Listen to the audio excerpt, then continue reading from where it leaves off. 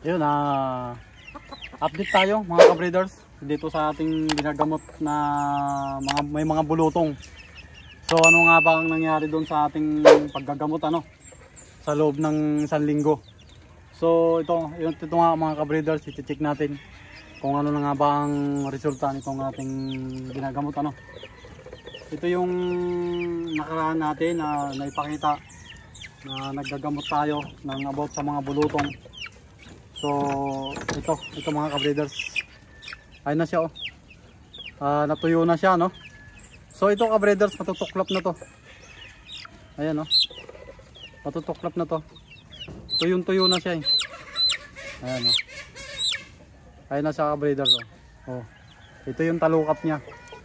Ayan, mas mabilis matuyo ka-breeders dito sa ating paggagamot ng betadine lang yung ating ginagamot dito. Parang nilalanggasan lang natin.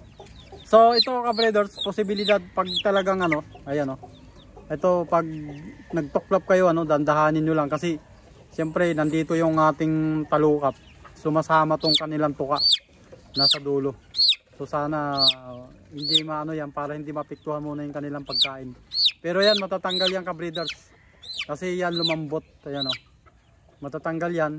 So wag na natin, kung maaari nga lang, wag na natin, dandahanin lang natin pag tuklap para hindi sumama yung kanilang tuka, para hindi mapiktuhan yung kanilang pagkain Pero yan, matatanggal yan ka-breeders.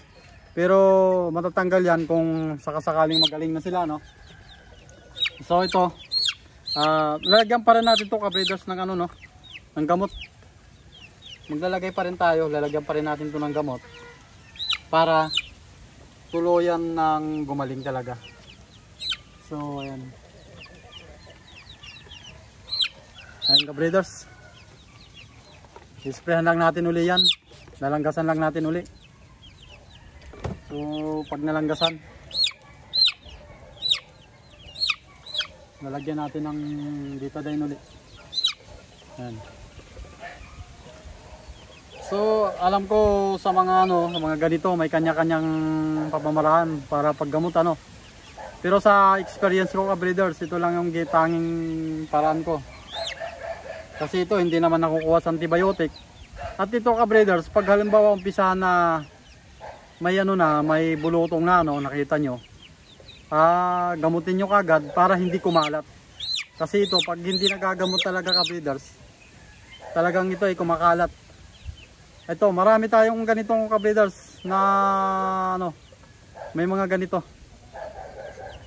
Marami tayo. Ayan. So ganun lang ka-breeders. Ayan at least na sila, natuyo na, natigil na yung Kasi kung hindi natin gagamutin yan ka-breeders ng pati yung kanilang muka ay mababalutan ng bulutong. So kailangan ma-applyan natin agad para hindi kumalat.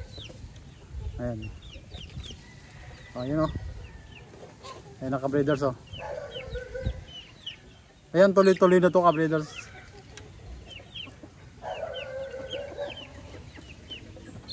So ganito lang yung ating ginagawa about sa may mga balutong. Talagang ito ka-breeders, sa experience ko sa dami ng nito na may mga manok na nagagamot kong ganito, at talagang minsan kanilang tuka na uubos. Ayan. So ganito lang. Sa loob ng 1 linggo ka-breeders na-applyan ko lang to ng 4 na bisis kasi busy tayo. Ngayon nga lang dahil natin na-check. So ayan naman, natuyo na sila. Mas mabilis matuyo pag may talaga. Mas maganda sana ka-breeders kung araw-araw natin ina-applyan. Mas mabilis yung kanilang recovery. Ayan.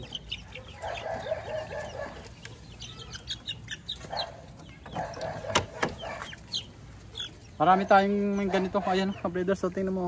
Yan talagang ito sigurado pag tinuklap natin yung pati yung tuka nila. Ayan. Mas maganda kasi pag halimbawa ka-breeders, alam na natin na tuyo na, tuklapin na natin para ang ilalim maging sariwa, malagyan natin uli ng gamot. So ayan. Ayan kabreeders napupunggal talaga yung kanilang kagaya nito, ayan. Kasi kabreeders, kung hindi natin tatanggalin tong talukap nito, hindi natin yung ilalim magagamot. Kasi ang talukap ito makapal na sila at matigas na. So talagang pag ganito talaga nangyayari, posibilidad talaga pag tinuklap natin tong kanilang talukap ay nasasama yung kanilang tuka. Pero at least kabreeders yan, hanggang na lang yan, hanggang dyan na lang yan, hindi na sabihin na lalaki pa, kakalat pa, hindi na. Kasi ayan na, naging natuyo na yung kanilang, nasariwa na yung kanilang ayan yung tuka na yan, haba naman yan. Kaya talagang talagang kasama talaga yan dyan pag tinuklap natin talukap. Talagang minsan natatanggal yung kanilang tuka, yung pinakadulo. Yan. So ganito lang kabreeders yung aking ginagawa sa may mga bulutong na aking mga alagang sisiw. Malsik yung At dito meron din namatay dito kabreeders, dito sa ating kasi hindi yung iba hindi nakakakain, kasi yung minsan yung mata nila natatakpan kagaya nito. Ayan kabreeders, natanggal na yung kaniyang talukap dito. Nagiba na yung ng kanilang nagiba na yung shape ng tuka. Kasi natanggalan siya ng balat dito sa ilalim. Kaya pero ito nakakakain naman. Pag wala ng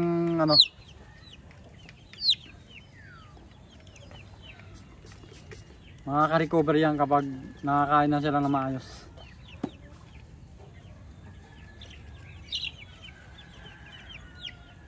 Kasi ito kabreeders, kapag hindi natin naagapan to, napabayaan natin, kakalat at kakalat, buong mukha nila magkakaroon ng bulutong.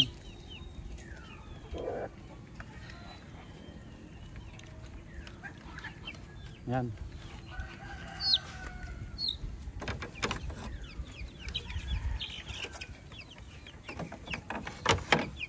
Kagaya nito kabreeders ayan na, natuyo na.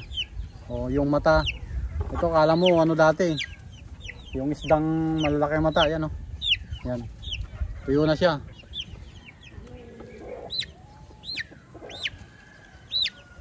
Ayan may sa ilalim. Ayan, kailangan natin kasi tuklapin natin yung kabreeders para malagyan natin uli ng gamot. Yung ilalim malagyan natin ng gamot para maging uli, kasi para makapasok yung gamot sa loob. Yan, parang nilalanggas lang natin to kabreeders ng alcohol.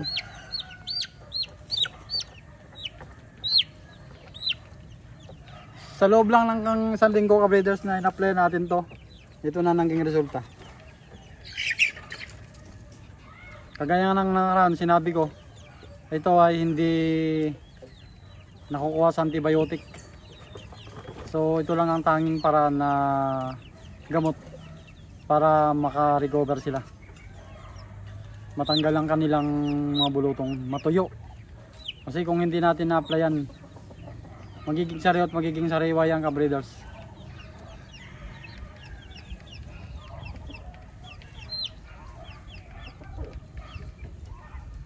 So ganito kabreeders, talagang pag may ganito kailangan tiyagaan lang sa ating mga alaga para gumaling.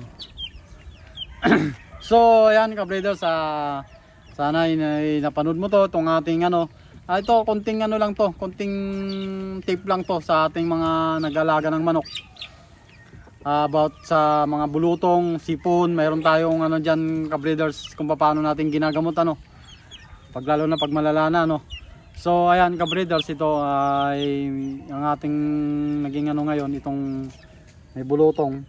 So ganito lang.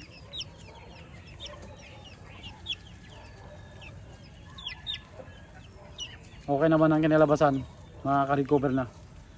So ayan mga ka-breeders, konting tip lang ano about sa ating pagmamanukan. Kailangan lang maparaan ka kung paano natin gamutin yung ating mga manok na may mga sakit.